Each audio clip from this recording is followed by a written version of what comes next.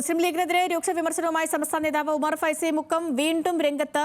ദീനിന്റെ സ്വത്ത് പലരും സ്വന്തമാക്കിയിട്ടുണ്ടെന്ന് ഉമർ ഫൈസി മുക്കം പറയുന്നു. അത് മൂടിവെക്കാനാണ് രാഷ്ട്രീയ നേതാക്കൾ അരമന കയറി ഇറങ്ങുന്നത്. മുനമ്പത്തെ പോലെ തളിപ്പറമ്പിലും കയ്യേറ്റം നടന്നിട്ടുണ്ടെന്നും ഉമർ ഫൈസി മുക്കം. പല സ്ഥലത്തും കയ്യേറ്റം ചെയ്യപ്പെട്ടിട്ടുണ്ട്.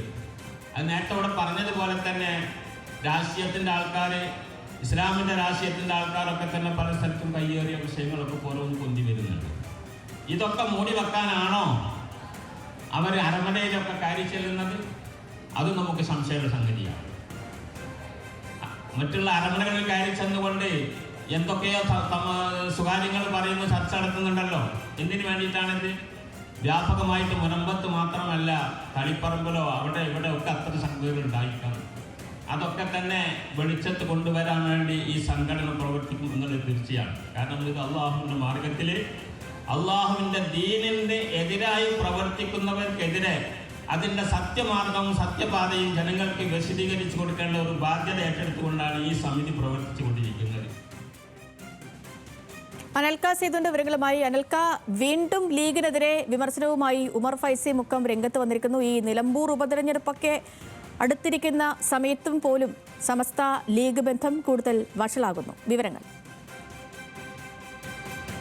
ലക്ഷ്മി, ഈ കോഴിക്കോട് ഫാറൂഖ് കോളേജിന് സമീപം അഖില കേരള വഖഫ് സംരക്ഷണ സമിതി സംഘടിപ്പിച്ച പ്രതിഷേധ യോഗത്തിലാണ് ഇത്തരത്തിൽ മുസ്ലിം ലീഗിനെതിരെ വിമർശനവുമായി സമസ്തയുടെ കേന്ദ്ര മുഷാവർ അംഗം കൂടിയായിട്ടുള്ള ഉമർ ഫൈസി മുക്കം രംഗത്തെത്തിയിട്ടുള്ളത്. അതായത് അതിൽ പ്രധാനമായിട്ട് സൂചിപ്പിക്കുന്ന വിഷയം എന്ന് പറയുന്നത് മുൻപം വിഷയവുമായി ബന്ധപ്പെട്ടാണ് ഇത്തരത്തിലൊരു പ്രതിഷേധ യോഗം അഖില കേരള വഖഫ് സംരക്ഷണ സമിതി സംഘടിപ്പിച്ചത്.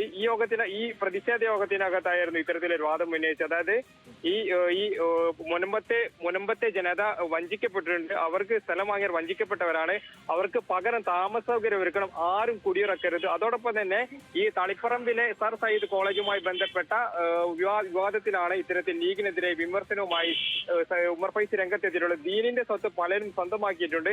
അത് മൂടി വെക്കാനോ രാഷ്ട്രീയ നേതാക്കൾ അരമന കയറി ഇറങ്ങരുത് എന്നൊരു കാര്യമാണ് ഇത്തരത്തിൽ ഉമർ ഫൈസി മുക്ക രംഗത്ത് വന്നത്. ഇതുമായി ബന്ധപ്പെട്ട് നമുക്കറിയാം, ഈ മുനമ്പത്തെ വഖഫ് ഭൂമിയുമായി ബന്ധപ്പെട്ട് കോഴിക്കോട് വഖഫ് ട്രൈബ്യൂണലിലൊക്കെ കേസ് നടക്കുന്ന സമയത്ത് പോലും ഈ മുനമ്പത്തെ ഭൂമിയുമായി ബന്ധപ്പെട്ട ഒരു രേഖ പോലും, അതായത് എത്ര ഭൂമി വിൽക്കപ്പെട്ടു, എത്ര ഭൂമി കൈവശമുണ്ട് എന്ന കാര്യത്തിൽ ഒന്നും തന്നെ കൃത്യമായ രേഖകളൊന്നും തന്നെ ഹാജരാക്കാൻ ഫാറൂഖ് കോളേജ് മാനേജ്മെന്റിന് സാധിച്ചിരുന്നില്ല. അതോടൊപ്പം തന്നെ പ്രധാനപ്പെട്ട മുസ്ലിം സംഘടനകളൊക്കെ തന്നെ, അതായത് സമസ്ത EK വിഭാഗം, സമസ്ത AP വിഭാഗം ഒക്കെ തന്നെ ഫാറൂഖ് കോളേജ് മാനേജ്മെന്റിനെതിരെ ശക്തമായ വിമർശനം ഉന്നയിച്ചിരുന്നു. മുനമ്പത്തെ ഇത് വഖഫ് ഭൂമിയുടെ എന്ന കാര്യത്തിൽ ഇവർ ഉറച്ചു നിൽക്കുകയും ചെയ്തിരുന്നു.